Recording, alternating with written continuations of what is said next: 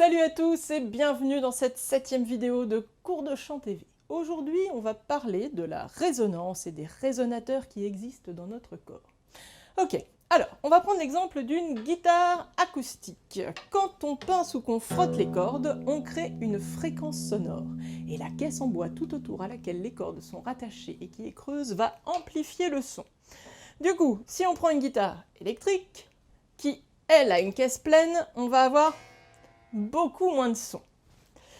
Alors ça nous dit quoi sur le chant? Eh bien, on va chercher à utiliser certaines parties et cavités de notre corps pour amplifier le son. Il se trouve qu'on sait déjà le faire instinctivement puisque c'est un des processus naturels qui nous permet de parler.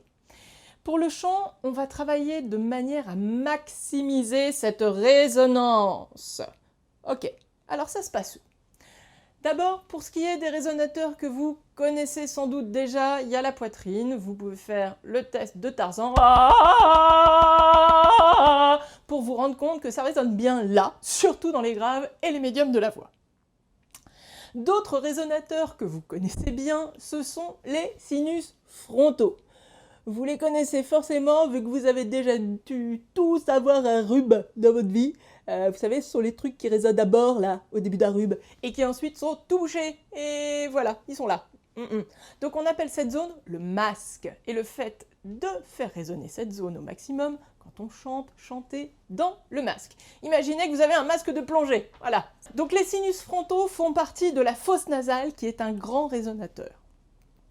Alors, il y a tout un tas d'autres résonateurs dans le crâne. Les os, les dents, et oui, les dents. Et je peux vous assurer qu'elles résonnent et qu'un des pires trucs qui soit pour un chanteur, c'est de chanter avec une rage de dents.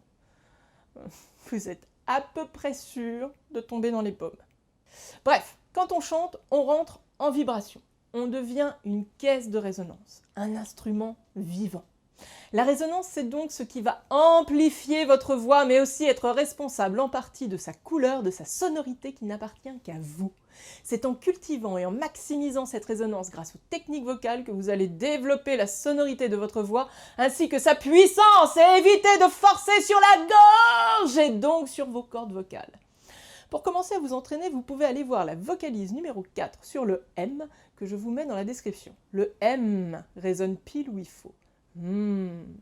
Et je vous mets aussi un super lien de microbiologiemédicale.fr grâce auquel vous allez pouvoir voir les résonateurs très en détail. Il ne me reste plus qu'à vous faire des bisous, on se retrouve samedi pour entraîner vos oreilles et mardi prochain pour découvrir et exercer votre voix. Let's sing!